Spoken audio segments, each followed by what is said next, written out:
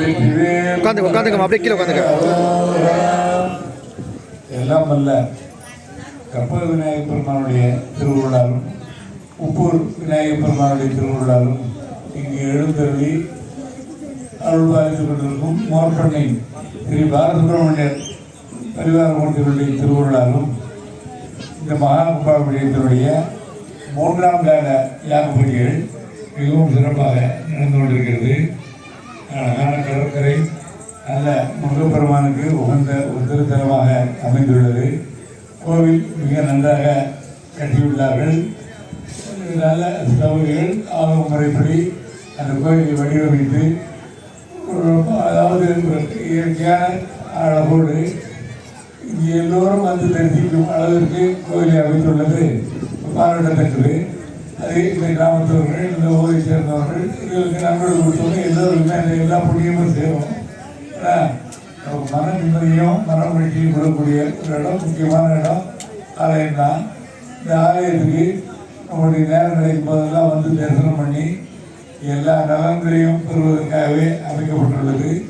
இந்த முருகப்பெருமானுடைய திருவிழால் இந்த கிராமம் மட்டுமல்ல, நம்முடைய தமிழ்நாடு மட்டுமல்ல, உலக நாடுகளில் உள்ள எல்லோருமே எல்லா வளங்களையும் பெற்று மனமகிழ்ச்சியோடு நோய் நொடியின்றி வாழ்வாங்க வாழ வேண்டும் என்று உங்களோடு சேர்ந்து நாங்களும் பிரார்த்தனை செய்கிறோம்.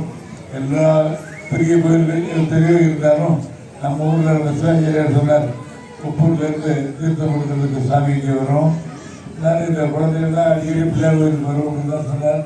எல்லாருமே கோவிலுக்கு வர வேண்டிய ஒரு நல்ல பழக்கத்தை ஏற்படுத்தி கொடுக்க வேண்டியது பெற்றோருடைய கடமை. வந்திருந்து ஆங்காங்கு எல்லா சாமிகளையும் நம்ம கும்பிடும்போது இறைவனுடைய திருவுருள் நமக்கு கிடைக்கும். மனக்கவலைகள் நீரும், மேலும் மேலும் நம்முடைய வளர்ச்சி அதிகமாக கிடைக்கும். கோவில் அமைப்பு அதே மாதிரி யாகசாலை அமைப்பு, அது மாதிரி போதுவாமூர்த்திகள் வேதம் சொன்னவங்க எல்லாருமே நல்லா இருக்கும், அற்புதமாக சொன்னாங்க. நாகர்கள் கலைஞர்கள் எல்லா கலைஞர்களுக்கும் இந்த கோவில் பல்வேறு விதத்தில் பணியாற்ற வாய்ப்பு கொடுத்திருக்கிறது. எல்லோருக்கும் எல்லா நலன்களும் மேலும் மேலும் உண்டாக வேண்டும் என்று வாழ்த்தி நம்முடைய முன்னோடி சாமியின் வரலாறு இருந்தாங்க.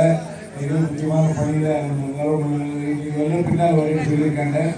எல்லோருமே அடிக்கடி நன்றி முருகப்பெருமானுக்கு உங்களை எல்லோரையும் கண்டுபிடித்து வருவதற்காக எல்லா வாய்ப்பையும் தருவார் என்று கூறிக்கொண்டு வாழ்த்தி விடைபெறுகிறோம். நன்றி வணக்கம்.